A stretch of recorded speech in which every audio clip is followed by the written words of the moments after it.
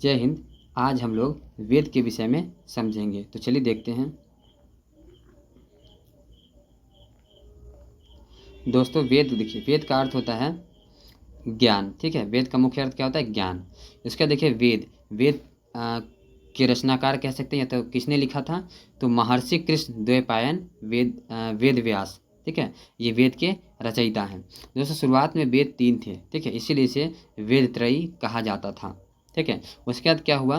3 और 1 इसमें अथर्ववेद जुड़ गया, तो वेदों की संख्या 4 हो गया। ठीक है, उसके बाद देखिए वेद 4 कौन कौन से हैं। ठीक, 4 वेद है दोस्तों। पहला ऋग्वेद, जिसमें गायत्री मंत्र का जानकारी कह सकते हैं, गायत्री मंत्र है। उसके बाद दूसरा है सामवेद, जिसमें संगीत से संबंधित है सामवेद। उसके बाद देखिए यजुर्वेद, जो युद्ध से संबंधित है। उसके बाद अथर्ववेद, जो जादू टोना से संबंधित है। ठीक है, उसके बाद देखिए हम लोग चार वेद तो देख लिए। इसके बाद दोस्तों इसमें वेद के उपवेद भी है, उपवेद भी 4 ही है। देखिए तो ऋग्वेद का उपवेद कौन सा है? आयुर्वेद। और सामवेद का उपवेद कौन सा है? गंधर्व वेद।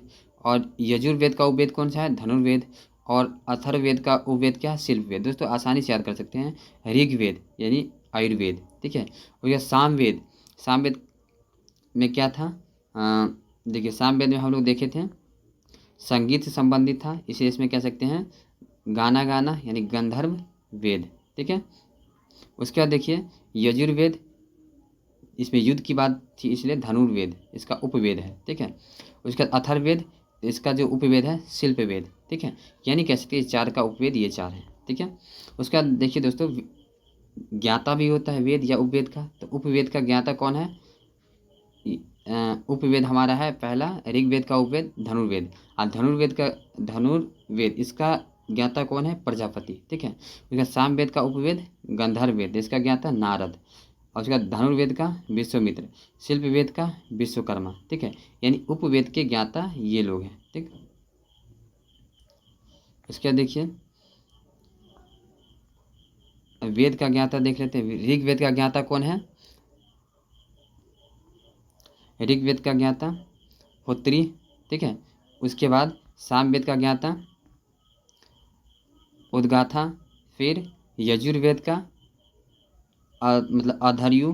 उसके बाद कह सकते हैं अथर्ववेद का ब्रह्मा। ठीक है, ये सब वेद के ज्ञाता हैं। उसके बाद हम अगला देख लेते हैं। दोस्तों हम लोग देख लिए वेद 4 है, फिर वेदांग 4 है। ठीक है, और वेदांग के ज्ञाता कौन है और वेद के ज्ञाता कौन है? अब हम लोग देखते हैं वेद के ब्राह्मण ग्रंथ कौन कौन है। ठीक है, तो ऋग्वेद के ब्राह्मण ग्रंथ हैं ऐतरेय और कास्तकीय, इसको शॉर्ट में एक कह सकते हैं। ठीक है, एक से याद रहेगा, ए से ऐतरेय और क से कास्तीय। और देखिए सामवेद का क्या है? ब्राह्मण ग्रंथ पंचविश। ठीक है, और यजुर्वेद का इसी तरह से है ब्राह्मण ग्रंथ तैतरेय और शतपथ, इसको शॉर्ट में शट कहते हैं। ठीक है, स से शतपथ और त से तैतरेय। अथर्ववेद का क्या है ब्राह्मण ग्रंथ? गोपथ। ठीक है, उसके बाद हम लोग देखते हैं अभी तक हम लोग वेद, उपवेद यानी वेद 4, उपवेद 4 और वेद के ज्ञाता और उपवेद के ज्ञाता। ठीक है, और 4 मतलब वेद के ब्राह्मण ग्रंथ भी देख लिए। ठीक है, अब हम लोग देखते हैं वेदांग। दोस्तों वेदांग 6 होते हैं। ठीक है, ठीक से देख लीजिए। ब्याजु निस कच्छ। ठीक है, व्या से व्याकरण, ज्यो से ज्योतिष, नि से निरुक्त, सी से शिक्षा, क से कल्प। दोस्तों हम लोग एक नोट देख लेते हैं। नोट में कहा गया है पुराणों को 5वां वेद। ठीक है, यानी पुराण को क्या कहते हैं हम लोग? 5वां वेद, या वेदों का वेद किसे कहते हैं? पुराण को कहते हैं। ठीक है, तो अभी तक हम लोग क्या देखें? वेद 4 है, उपवेद 4 है। ठीक है, वेद के ज्ञाता, उपवेद के ज्ञाता। उसके बाद हम लोग देखे हैं वेद के ब्राह्मण ग्रंथ। फिर देखे हैं वेदांग, जो हमारे पास 6 है। ठीक है, उसके बाद देखे हैं पुराणों को 5वां वेद या वेदों का वेद कहा जाता है। दोस्तों आज के लिए इतना ही, फिर हम लोग मिलते हैं अगले जानकारी के साथ अगले वीडियो में। धन्यवाद।